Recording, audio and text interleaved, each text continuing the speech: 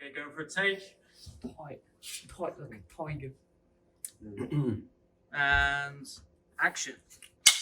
We are going for a take where we get the take of those who work in the film and TV industry on a specifically chosen movie and their time in the business. And we're very serious podcasters because we've got the giggles already.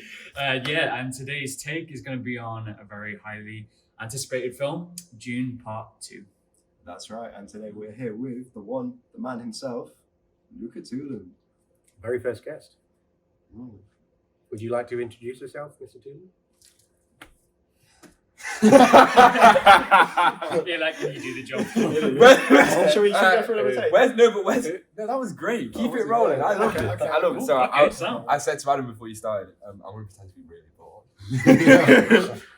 I'm Luca. I'm in Corrie with Adam, and I play a big bad school bully called Mason. Sick. Love a bad guy. But yeah, let's crack on with the film, should we? Yeah. So, guys, what was your take on Dune Part 2? Dune. Just a general take, just first things that come to the top of your head. I really liked it. Nice, that's a yeah, that's a that's good the take. start of the review. I think it. I really like the concept of it being like modern day problems that are still happening in the future, like an indigenous people defending their land, being colonized by another people over a resource. I love that aspect of the movie. That's something that really. It's crazy. Isn't it? No, but you're taking. No, I'm not. No, you're going. It's crazy. Isn't it? No, I'm being serious. Alright, because I don't usually talk seriously, so this is a little serious moment. Yeah. But like there was so much of the film that felt like it wasn't a sci-fi movie, and it was even to there was like psychedelic aspects of when they were taking the blue thing that was really interesting. The religious aspects, the Messiah, the whole thing. Timmy Chalamet being the Messiah, the non-believers as well. And the sort of the feud between the two of the two, that's what I thought. Yeah, I mean, it had a lot of Islamic themes in it. Like the word Mahdi is an Islamic term for as someone who's meant to be like a prophesized leader who is like meant to unite the Muslim world. Cool. Okay. But they did portray the indigenous people as Muslims. Or similar to Muslims, like even when the Javier Bardem was talking about the desert spirits, calling them jinn. That's an Islamic term as well. And the way they were praying as well, and they were like believed in this prophecy, and they were all religious. That's what I really liked about it. Yeah. Do you know what? I completely agree with that. I think they used the term Shai Halud. Shai Halud. Shai Halud. One more time. Shai Halud. I'm actually confused. Are you trying to? I thought you were saying Chalamet first. No. Shai Halud. Sorry. The giant sandworms. Oh right. Okay. Cool. And they were like the makers of the land. Yeah. They worshipped them. They created Dune, or Arrakis, as it was called before the end of the movie. We forget to put that spoiler warning at the start. We haven't said any spoilers yet. Until now. Big old spoiler warning. But we'll talk about Dune Part 2. On the film, though, as a whole, I thought it was amazing. I thought the cinematography in the film was so sexy. Yeah. It just looked incredible. Yeah. It's gorgeous. Wow. It was So beautiful. sexy. I felt like, when you watch those films where like you could take any shot, just pause it, and you just be like, That's a great picture. I could put that as a poster on my wall. Yeah. I feel like if it was directed by anyone else, it wouldn't be the same or have like the same epicness. Yeah. Denis Villeneuve. Is that how you pronounce it? I think so. I went on YouTube just before Yeah, he's came out brilliant. because I was like, I want to make sure we pronounce his name right. Well, let's go with Villeneuve. What else has he directed? Arrival. That's Yeah. my favorite. That makes sense. That is a good film. Yeah. Arrival. Yeah. The first Dune. Did he do Prisoners as well? He did Prisoners with Jake Just so Gyllenhaal. different, but like insane. Yeah. Have you seen that? Yo, you should It's definitely on my watch to watch list. it. Yeah, it's sick. Is that the scene? Is it Jake Gyllenhaal and the kid gets kidnapped, or Yeah, and then Hugh Jackman's just like, Oh, yeah. Is that when he's smashing huge the hammer? Jackman, and he's just like, Where's my God? Yeah. Yeah. Oh, and what's his name? Paul Dano. Paul Dano, yeah. Paul Dano, innit? Yeah. Riddler. You know what I Brilliant. mean? He's Yeah. brilliant. He's sick. Like, Yeah. I don't know. He's one of those actors who just like don't get enough praise, but like We're meant to any be, film. yeah. Huh? I love it, but we're meant to be talking about Dune 2. Yeah, sorry. And the acting Sorry, about sorry. it. Keep Wait, it- we- keep it- on a Villeneuve different- anyway. This was another name for the podcast. Was just like Yeah. going off topic or Innit? something. But Villeneuve, right? So Yeah, in Dune 2, I thought it was such a Villeneuve film. There were so many shots which you were just like, any other film, it wouldn't work. But because it almost felt like a documentary on their civilization, and it's like you're put into the eyes of someone who's never been in that environment, and you almost feel like you're part of the journey, which obviously is a very important aspect of it. And like when you get taken underground into the temple, and you see the water of all their souls and the vastness of that cavern, the amount of people who must have died for that water, and the preciousness of it. It was just fascinating because of the detail and the specificity throughout the whole film was incredible. Completely agree. The detail is something that hooks me. It's like you can't not imagine this being a real universe because of the amount of detail that they've gone through. Yeah. It's like you go to a random planet and it's that. It felt that real. Sorry. Sorry, what were you saying? no. You're the guest.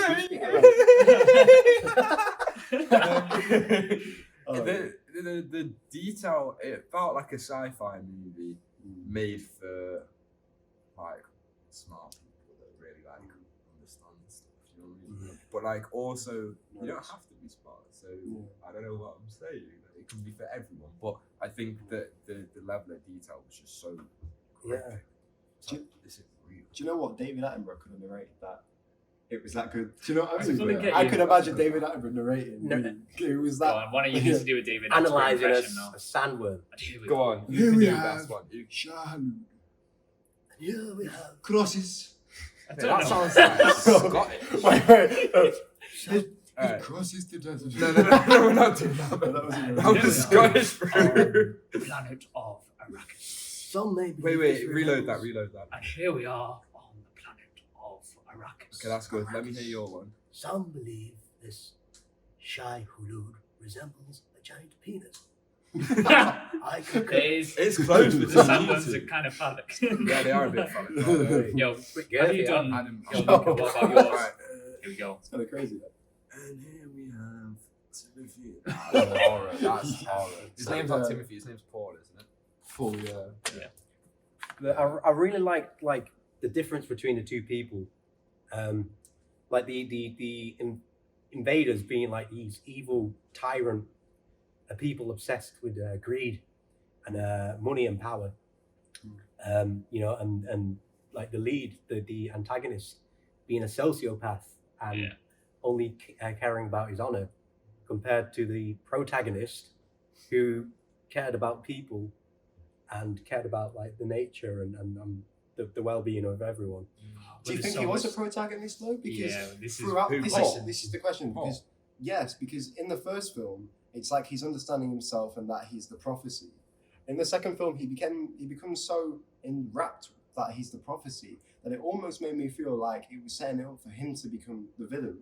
Because the arc, it became so obsessed. Like in the first film, he kills one person, and that moment in the film is like he's never killed anyone before. Right at the end of the film, Jamis, the guy, because he It's has just- like visions I of think him. so. Yeah, He's just growing up, He though, kills isn't them. he? But then in the second film, he kills people for fun. Like he's like, this is the prophecy. The journey. I'm gonna But kill is, you. it, but is it he's becoming a bad guy, or is it he's stepping into his own? I 'Cause think I that- had that thought. Like the journey that the character goes through, he starts off not believing himself to be the prophesied one. He drinks So I that think shit. he drinks that blue liquid, Yeah. the sacred The holy phallic- water, The phallic Yeah. liquid. the Zamzam. What's it called? The blood of Shai-Hulud or something like Yeah, that. it is. The It's blood a of blue- life. Yeah, The blood of life. Yeah, and And then it's a big switch, isn't it? I think he goes under the like psychological effects of what the liquid does to him, and either he still believes that he is the prophet because he does have like premonitions and psychic abilities, you know. So are you kind of on the side that he is this prophet, or like if you were to choose between him being like a hero or like an anti-hero, like which one would you side with? Like just going off this second film. I don't know. Right? Yeah. That's the thing, That's I what makes still it don't know. good, though. Exactly. Because Yeah. I had that exact thought. I thought he's getting a bit cocky. Yeah. Like he's stepping into the arena with all the people and he's going, I am the Messiah. So, Yeah. and he's like screaming and shouting and he's like getting up in people's faces and then he biffs off He's Zendaya. revealing like their darkest Yeah. secrets in front of everybody. Yeah, and You know then he biffed off Zendaya and went for thingy. The Emperor's daughter. Yeah, Scarlet yeah, Pugh. Florence. It's like, has that sort of got Florence to his Florence Pugh? That's Scarlet. Yeah, and it's mad. And then obviously, like right at the end, he's like, attack all the great houses. You know what I mean? He just Yeah. sets off like all Yeah. these atomic like bombs. There's no and stuff. negotiating. It's like just Star fight. Wars mixed with Game of Thrones. He's a bit like Absolutely. Anakin Skywalker, It's a great- with yeah. a lot more like subtlety. Do you know what I mean? Yeah. He's like the Yeah. chosen one, and he's this prophet and stuff. Yeah. And then all of a sudden, everyone's like, "You're a bit sus, mate." Do you know what I mean? Yeah. And then he's not like gone all the way like Anakin, like Darth Vader. I don't know. I haven't read like the rest of the books. I haven't read any of the books, but I've been reading a bunch. Like in terms of Messiah, which is the next book after what these part 1 and part 2 are based on. Yeah. He definitely goes a bit more of a dictatory kind of god, What is it? as opposed to Like, this you sort of could like see that happening. this healing sort of prophet that they Right. wanted him to be. But yeah, I mean, then there's lines of him being like, "I want my revenge" and stuff like that. He's not like this just like golden sort of like hero. It's But I like think he shades was of at the grey to him, start. which is sick. I think he was this golden hero at the start. Yeah. And then like you see Austin Butler's character, who I thought was phenomenal. Yeah, wow. I thought his choices were really interesting and insightful to watch as an audience member. But he was crazy for power. Yeah. And Timmy's character was very much the opposite. It was like, I've just got to do what I've got to do. But at the end of it, once he killed Austin Butler's character, it became like he became Austin Butler's character. Like he became crazy for power. Like nothing was going to stop him. A bit like you're saying with Anakin Skywalker. Yeah. And will Paul become Darth Vader? Mm-hmm. I think maybe. And I it's think he weird. will have to get stopped at some point. So I was actually thinking about this, and it's kind of weird how there's like similarities between what we spoke about with like Ironclaw as well, in terms of like what you get taught is like this sort of self-fulfilling prophecy. Yeah. Because I was looking online, it's like there's such a big fandom for it. So like, hopefully we don't offend any like die-hard Dune fans on lack of knowledge. But basically, the Bene Gesserit, or whatever they're called, Jesuits. again, I'll probably that's a offend some Jewish people with term. that. But they basically like planted this prophecy in Arrakis that there was going to be this savior that would come. So it's a story that was fabricated centuries ago, and then all these fanatics, in terms of like what they call the people of the South, believe that he's going to come, and then also his mother tells him that he's this person. He's on the wall as well. He's on the wall when he rides the True. Yeah. rides the Shahaloot. The Big Daddy Samuel. Daddy Samuel, yeah. So it's like, how much of this is real? How much of it is just him believing that, you know, he's had the power, he's had the wealth, he comes from a wealthy family, and also he's told that he's like an amazing man and has the power to change the world. It's just a bunch of yes men around him. Simple as that. What's that? Just a bunch of yes men around him. Yeah, I don't People know. who aren't going to tell you no. It feels kind of similar, like as if they're reflecting how people handle fate. It kind of feels a little bit like that. It's like you can see in like modern day, When you get told one thing, you become it, sort of thing. and then how people are affected by that. It's interesting. Isn't it? When it goes to your head. You know, Austin Butler was brilliant. You know, a lot of scenes that he did were improvised. Really? Specifically, the one with what's the Baron called? He's like evil Caesar. Oh, Baron right, Jabba the Harkonnen. Hutt. Yeah. Yeah. The Baron. He Old did Jabba the Hutt. the actual Stellan. It's Wait, a does Jabba the Stellan. Hutt have hair? I don't know. Let me just go check on him. You have it? Yeah, Sorry. flying Jabba the Hutt. The kiss scene, where he kisses him, Austin Butler grabs his face and kisses him back. Yeah. That was improvised. Mm. And it's like, you know, to be that free and to experiment as an actor, I think it's really good quality to have. when you're able to improvise on a project that big as well. yeah, when you're able to improvise and try things and just see what happens, it takes it to a whole new level because it just gives it more risk. You know, when I watch work, I want to see risk. You know, when I'm acting, I want to take risks. Oh, we know about that. Oh, we do, yeah. The Well, rugby just tackle. for Yeah. the viewers at home, me and Ben and Adam goes to the later class, but we all go to the same acting class. Yeah. And in improvisation this week, Ben decided to rugby tackle someone off a chair. Yeah. For no real reason. No, Sorry. there was a reason behind it, but he didn't know. Well, Bobby, sorry to you if you're watching, but yeah, risks. Yeah. Wait, who did you rugby tackle? A guy called Bobby. Like Yeah. they Bobby. were, yeah. I think I know Bobby. Yeah, well, Bobby, yeah. we were in a scene and my choices weren't working, so I needed to affect him Sorry, Bob. differently. So I just rugby tackled him. Did it work? Yeah, it did work. Did you I think it worked. I think it created something. I don't know if That's it what worked. I want Back to onto create an you. emotion with it. Oh, man. If I punch you in the face, Yeah, you're yeah. gonna feel something. That's the question. How much of like Austin Butler's like improvisation didn't make it into it? Yeah. When he rugby tackled Stan Skarsgård, maybe that didn't make it in the film. But You that's never a know. risk you got to take, and that's why I commend rugby tackles in class. Commend it. It's hard to rugby tackle flying Jabba the Hutt still. You have to like Just leap you. them, do you know what I mean? But the whole film was basically nature and religion versus science and greed. And Yo, nurture. hit me up with that again. That was good. that needs to be in the reel. Nature and religion versus science and greed. Ooh, wait.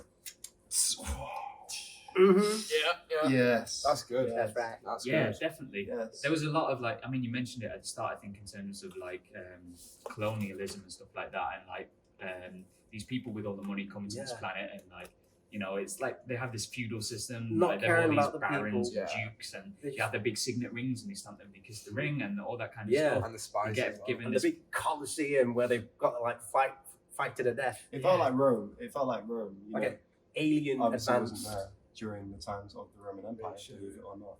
Yeah. Just the rings and things. Yeah. But you know, you look at the Colosseum and you see the grand stature of Yeah, it, yeah. and audience, and you watch the fight with Austin Butler, and you're just amazed. The world they're on, it's black and white. That scene was all filmed in black and white, I believe. Like an infrared camera or something. Yes, yes, and it felt like you just didn't know what was going to happen. And Yeah. yeah, to touch on your Rome point as well, something that I noticed, which sorry, microphone. Something that I noticed, which was, you know, interesting, was they were using swords. You know, they could have had their blasters, and you know there were Yeah. moments when they Yeah. had like futuristic guns and whatnot. But I really liked that. It felt like they were pulling so much from life throughout the Old-fashioned. throughout the entirety of. I mean, I'm not sure if it's related to their culture, but the antagonist, the one thing he cared about was honor. Mhm. So maybe it was in their society, their culture, to fight honorably. Mm. Even though, I mean, that's what they did do, and then they started fighting dishonorably. Yeah, And that the was- artillery against the temple. Yeah, I think that's what that was. Yeah. Yeah. Just on honor, the fight scene at the end. 1-on-1. Wow, The blood Yeah. oath. the choreography for that must have been insane because the length of it, like Mhm. it was a long fight scene, and the intensity. Between Timmy and Austin. Yes, yes, and the detail. Like the thing I like about that is usually when you watch a fight scene, you know who's gonna win because you can just predict it. It's like when you watch some superhero films, you know the bad guy is gonna get his way back, but he's gonna lose inevitably. In that fight, it felt like you didn't know who was gonna win because it could have gone either way, and because I felt like Paul, Timmy's character, had lost his way, and this was a moment of like, is he actually going to win it? Because he's almost gone crazy with the prophecy. Mm. So I was thinking, actually, maybe Austin Butler's character could win that. And then, spoiler alert, he doesn't. He gets killed. I thought it was going to be a draw. I think Really? they were both going to die. Really, yeah. Yeah. Why? They were both like stabbed, weren't Yeah, they? true. So I was like, what's going to happen here? Are they both going to bleed out? Yeah, Timmy hacked that stab quite well. Like he just Yeah. carried about his day. Isn't it? I mean, that psychic ability just gave him the edge in that fight, didn't it? He believed himself. So. I really liked how, because there were the Northerners and the Southerners, and they both believed that the Mahdi, the Messiah, would come from different areas. The Southerners believed he was Southern. Northerners believed he'd be Northern. Or actually, he was actually from a tribe that was out of the world. And like a lot of them started like laughing and like doubting him and like would mock him. And then by the end, all of them believed and submitted to him, except one person, Channing. Zendaya. Yeah. And that was, I think, like key in terms of like this. So they changed that from the book. In the book, she's like quite like she believes in him. She follows him. Even like at the end where he chooses to marry the emperor's daughter instead, she's like, I understand. In the film, she's obviously like emotionally upset, and she's like the main one. She has that line. I'm trying to remember exactly what it is, but it's like to do with how do you keep like an enslaved people enslaved? You tell them that someone one day in the future will come and free them because they will never try and free themselves.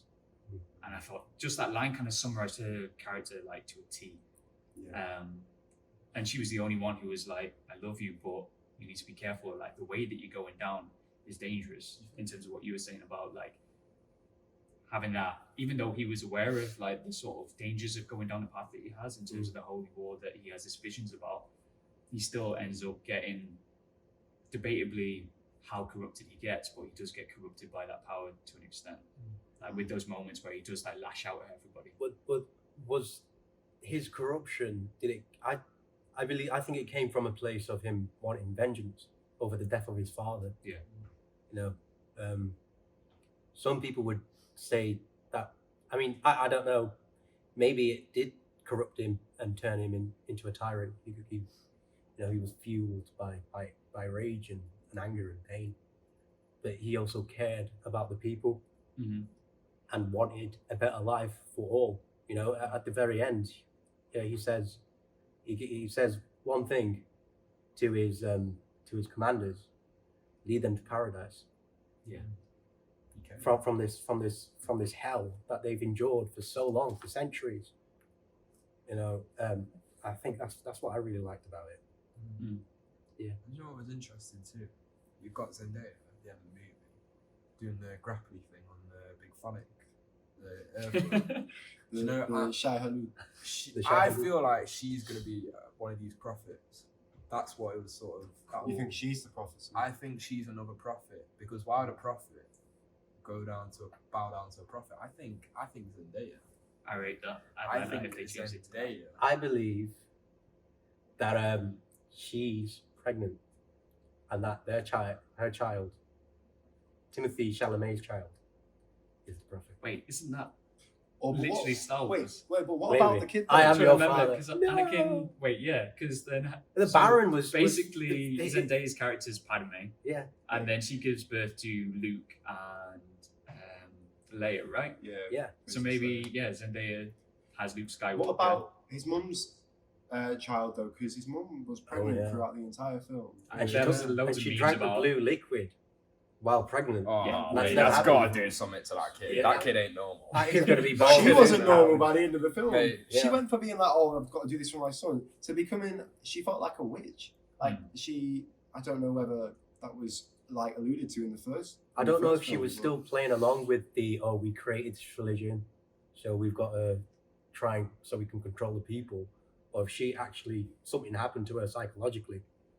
Well, from drinking the what is it, the juice of life? or The something Liquid like that. life. Yeah. Anyone Yeah. that drinks that water of life, their ego's like. If you drink blue liquids in general, you're weird. Do you know what I mean? Yeah, that's like a wolf for going out. Like Yeah, Blue yeah. Lagoon. Oh, that was yeah, my yeah, go-to yeah. drink Yeah, back in Blue the day. Lagoon. Back in the day, how old? Weathers. Do you know what I mean? When they had the pitch, getting off tangent. Oh, again. Blue Lagoon is a Weatherspoon thing, isn't It it? is. Blue Yeah. KD. I used to drink blue Powerade in high school. Yeah. There's nothing wrong with that. Yeah, In no, power, no. in high Much school. healthier than. On the line you said, lead them to paradise. What do you think that meant? Because I was very confused coming out of the film room. Like, what does that actually mean, lead them to paradise? Because the South was alluded to as not being paradise; it was being uninhabitable. No one could live there. I don't think Except that's there were what- like millions of people living there. There was nothing uninhabitable about. I mean, it was surviving, but not like comfortable. Do you know what I mean? Isn't it I grass? felt like the desert wasteland planet being and what they've had to endure for so long being held to them. So yeah, we should probably chat a little bit about acting. That's that'd be useful. I mean, it's something we know a little bit about, just a little bit. Just a little bit. But yeah, what do you guys think about the casting? Timothy Chalamet. Nah, Timothy Chalamet is so good, man. He's so good. He delivered a similar performance in a movie. I'm not going to say because we have a game later that we're going to play. Surprise. But it's interesting to see him in authoritative roles. Yeah. Does he command that thing? I think he did it very well in Dune Part 2. I think he's maturing as an actor. I mean, who am I to say Timothy Chalamet does? Yeah, but he's amazing. I think he's so truthful in what he does, and that's hard to do in sci-fi. So I can't really. It's interesting that you mentioned about that authoritative. Yeah, that's it. Whatever the word is.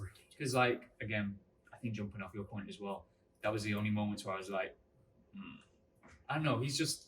If it's a thing in my own mind that I've seen him play like quite soft, kind of like sentimental, sensitive characters. So then when I see that, it didn't feel authentic. I didn't feel like commanded by him when he like took the stage and was screaming at people. Yeah. The moments when I did feel most that he slipped into that authoritative role the best was when he was speaking the language of the people. I don't know what it's called. And maybe that's something to do with his voice. I don't know. Probably was because he had a different sort of. He knew depth, the language. Yeah. But like depth to his tone. He had a deeper voice. I think maybe that's something to do with it. I really like Javier Bardem. Great character. It's funny. Just Great. a bit of comedic. So many memes of that again. And the way he played that character, like, that's risen. It's like, live. He was like proper, like devout. Like zealot. Like I was all for it. He was brilliant. He was so good. It was funny. Yeah. It's honestly, his character became crazy as well by the end of it. He became that at the start with the prophecy and Timothy Chalamet as Paul, he was a bit like apprehensive of Paul. I thought he didn't want to believe it.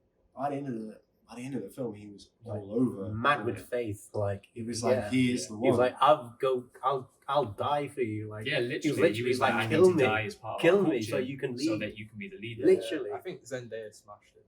That final scene She's with so Zendaya, insane in everything. yeah. Zendaya smashed it. She's really good at that. Her but powerful, vulnerable. Still controlling. Just speaking with just the eyes. Yeah. Again, when she delivered that line that I mentioned earlier about like how do you keep people enslaved? You tell people that someone else will come save them. Like the way she said that, just like it comes from the heart as opposed to it came from the mind or whatever. As an actor, like doing that, I was like, I think I leant back in my seat in the cinema. I was like, that was like perfect. when they're pulling it off in sci-fi, that's when you know they're good because that's got to be difficult. Your imagination must have to be on point. Yeah. Like to be speaking about stuff that you don't know or it doesn't exist in reality. Sorry, I ordered a pizza. It's just a problem. But to do that in sci-fi, I think, imagine how difficult it must be. Yeah. But on that note, what would we rate this out of 10? Yeah. Why do you always look at me first? I say Because always with it's films about like right. one episode. Sorry, that was a weird noise to make in the microphone. People on Spotify right now. Context. Some ASMR for you there. I think I'd give it like a 7.5.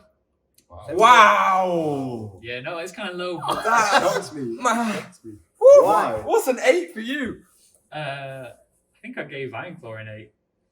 I'm not so like for me to even give like a film that is kind of sci-fi like a higher score like that is pretty big just because I don't rate limited. I don't get invested in that universe easily.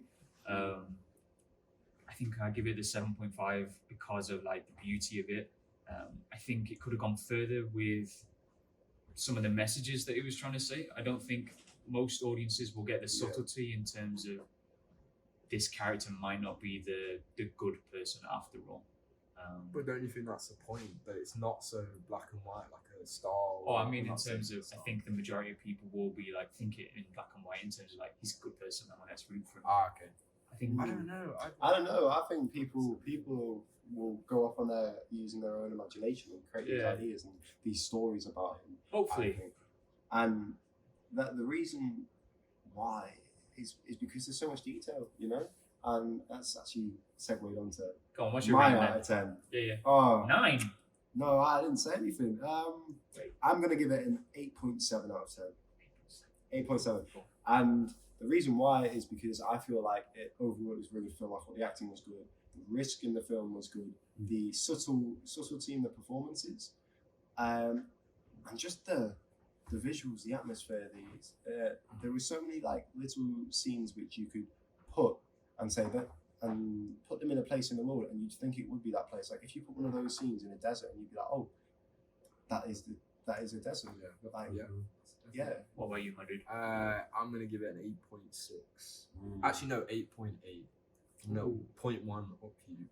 Yeah. Okay. I'm like you, man. I'm not a huge sci-fi guy, except I've got a thing for Star Wars. But that's like, Yeah.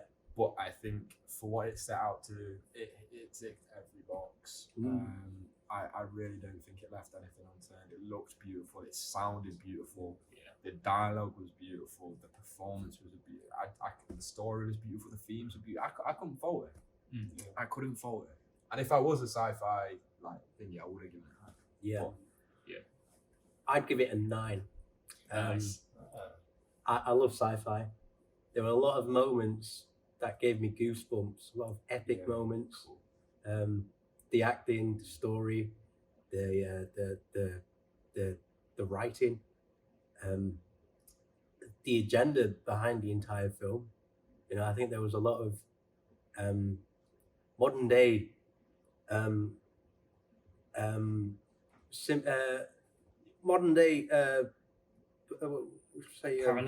parallels, yeah, to a lot of modern day problems and things that are going on in the world today, and trying to create, you know, a picture, a story for perspectives that we wouldn't otherwise understand. completely. Yeah, agree. definitely. And that's what story beautiful way to put it. That's beautifully put. Yeah. Oh, wow, you're a smart guy. All right, let's Right. do a little boogie. Acting game. Acting game. Yeah, all right. Right. So you get to choose the actor for today. It's got to be Timothy Chalamet. It's got to be. I I have to wouldn't say, guess he is one of my favorite actors. Mm. I'll kick it off I know with 4 films. Let's see. One film. with Dune Part 2. You I'm say waiting part for the 1. first one. Which way is it Which going? way are we going? This No, way. that way, yeah. June Part 1. A Beautiful Boy. Oh, one of my favorite performances ever in That's ever the in thing a that turned me movie. into a fan of Timothy. I was like, Me this guy's too. insane. One of the best performances. I should always kill for time, man. Okay, fine. Wonka. What would you say? Wonka. Oh, of course. Don't Look Up. Oh, What was that noise? that's it's not a movie. No, I give up. Call me by your name. No, that was my one. Pretty Woman. No, what's it called? No, what's it called? No. No. Sorry, that's your You're control. right. The King. Oh yeah. Pretty Women. No. He was in one called A Summer's Night. Say it with more confidence and I'll believe you. Five. A Summer's Five, Night. 10. I'm Oh, pretty sure. A excellent Summer's film. Night Dream was a Summer's Lady Night. Bird. Not 10. Okay, wait, bro, don't do that. That'll pop me off because I know more. Interstellar. He had a little. Yo, put it there, man. That's Interstellar. insane. That was a small little. It wasn't a small, but he played Matthew McConaughey. Oh, Yeah, it was just some. I'm out. Like, I kind of hoped you won I that win. guy. That was sick. Fair Oh play, dude. Wow. I won. Congrats. How have I got out again? Congratulations. I know all of them. This was your game, man. Yeah. I know all of them. Oh, no. This Right. time in 2 weeks, he gets his revenge. Right. Luca. Yes. Wow. Okay, serious. How did you get into acting? My sister. No, that's not true. Actually, I've always loved acting. But how I got into acting classes, I always wanted to act, Yeah. and you know my sister as well. Yeah. Not. Anyway, I've always loved acting. I've done it for all the school plays when I was a kid. It's always been something I wanted to do, but I never really had the balls to say I want to go to an acting class. Yeah. My sister went to the acting class with you. Yes, back in the day. And she was unsure about going to this acting class anymore. She didn't want to like carry it on. So I joined that acting class to sort of encourage her. Yeah. So without my sister going to that class and having her worries, I would never have started the drama. Which we were all part of. Which we're all part of, and that's where it all started. Yeah. Do you come from like? Is your family interested in acting? Along with your sister and that? My sister, yeah. My dad, his background is not at all in acting. He does other stuff, radio. Cool. But he's getting into acting now. Big Mike. Big Mike. Shout out Big Mike. It does getting into acting. He is. Oh wow. He is getting into acting. You heard it here first. You heard it here first. Spoilers. Yeah, he's in Dune Part 3. He plays Timothy Chalamet when he's older. He plays. My brain started going crazy. Oh, I was like, whoa. he plays like Zendaya's son. Today's daughter. A baby, we need to say. Yeah. He's the kid inside the mum. Oh man. Yes.